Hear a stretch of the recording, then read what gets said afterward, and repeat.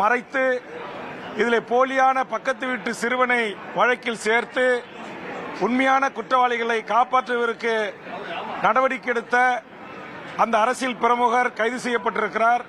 அவருக்கு பின்னால் இருந்தவர்கள் இந்த வழக்கை மூடி மறைப்பதற்கு முயற்சி எடுத்த காவல்துறை அதிகாரிகள் யாராக இருந்தாலும் அவர்கள் மீதும் மாண்புமிகு தமிழக முதலமைச்சர் நடவடிக்கை எடுக்க வேண்டும் என்று இந்த நேரத்திலே கேட்டுக்கொண்டு, கடலூர் மாவட்டத்தில் என்னுடைய தொகுதியில் பல்வேறு பிரச்சனைகளை குறித்து கவனஈர்ப்பு தந்திருக்கிறேன். அதெல்லாம் எடுத்துக் கொள்ளப்பட வேண்டும் என்கிற அடிப்படையில் நான் சில கோரிக்கைகளை முன்வைக்க இருந்தபோது பின்வரிசையில் இருந்த ஆளுங்கட்சி உறுப்பினர்கள் வரிசையில் இருந்த திமுக உறுப்பினர்கள் என்ன கோரிக்கை பேச வருகிறேன் என்று புரிந்து கொள்வதற்கு முன்பாகவே, நான் வெளிக்காட்டுவதற்கு முன்பாகவே எனக்கு எதிராக கூச்சல் குழப்பமிட்டு எதிர்ப்பு தெரிவிப்பது ஜனநாயக மாண்பல்ல. பேரவைத் தலைவரும் அவை முன்னவரும் ஆளுங்கட்சி கொறடாவும் இதை கண்டிக்க வேண்டும், இனி கட்டுப்படுத்த வேண்டும் என்ற கோரிக்கை முன்வைக்கிறேன்.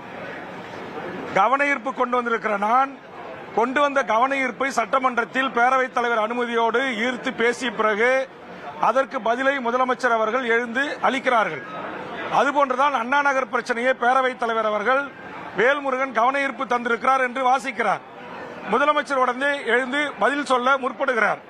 நான் உடனே தலையிட்டு மாண்புமிகு முதலமைச்சர் அவர்களை பேரவைத் தலைவர் வாயிலாக நான் இதற்காக கவனஈர்ப்பு தந்திருக்கிறேன், அதனால் என்னுடைய கருத்தை பதிவு செய்யப்பட்ட பிறகு தாங்கள் இதற்கு பதிலளிங்கள் என்று கேட்கிறேன். உடனே ஆளுங்கட்சி வரிசையில் இருக்கிற பின்வரிசையில் இருந்த சட்டமன்ற உறுப்பினர்கள் என்ன பிரச்சனைக்கு நான் கவனஈர்ப்பு கொடுத்திருக்கிறேன், எந்த பிரச்சனையை நான் எழுப்ப முற்படுகிறேன் என்பதை தெரிந்து கொள்ளாமல் அரைகுறையாக அறவேக்காட்டுத்தனமாக என்னை எதிர்ப்பது என்பது ஏற்புடையதல்ல. இது ஜனநாயக மாண்புக்கும் மரபுக்கும் எதிரானது. இதை இனி ஆளுங்கட்சி கொறடாவோ அவை முன்னவரும் பேரவைத் தலைவரும் அனுமதிக்க கூடாது என்கிற என்னுடைய வேண்டுகோளை நான் முன்வைக்கிறேன். நான் தவறு செய்தவர்கள் யாராக இருந்தாலும் கட்சி மாறாமல் அவர்கள் மீது நடவடிக்கை எடுக்க வேண்டும் என்பதுதான் என்னுடைய நிலைப்பாடு. அது அதிமுக திமுக என்கிற அரசியல் உட்கட்சி பிரச்சனைகளுக்கு நான் செல்லவில்லை. இந்த நாட்டில் நடந்திருக்கிற சட்டத்துக்கு புறம்பான அநியாய அக்கிரம நடவடிக்கைகளை நான் பேசுவேன். என் கட்சிக்காரர் கடலூர் மாவட்டத்தில் கொலை செய்யப்பட்டு இன்றோடு 8 நாட்கள் ஆகிறது. அந்த கொலை குற்றவாளிகள் இதுவரையில் கைது செய்யப்படவில்லை. ஆக நான் முதலமைச்சர் அவையில் இருக்கின்ற போது நான் முதலமைச்சரிடம் இந்த கவனத்தை ஈர்ப்பதற்கு முயற்சிக்கிறேன். ஆனால் அதற்குள்ளாகவே எழுந்து எதிர்ப்பு தெரிவிப்பது, கூச்சலிடுவது, அதுபோன்ற இன்றைக்கு அதிமுக பிரமுகர் ஒருவர் அண்ணா நகர் வழக்கில் கைது செய்யப்பட்டிருக்கிறார். இதற்கு பின்புலத்தில் இருக்கின்ற யார் என்பதை வெளிக்கொண்டு வேண்டும் என்று நான் பேசுகிறேன்.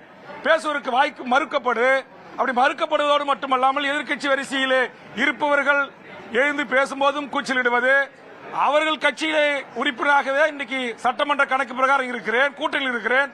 நான் ஒரு அதிமுக்கியத்துவம் வாய்ந்த பிரச்சனையை எழுப்ப முற்படுகிறேன். அண்ணா நகர் சிறுமி பாலியல் கற்பழிப்பு பின்னால் இருக்கிற கூட்டம் யார் என்பதை கேள்வி எழுப்புகிறேன்.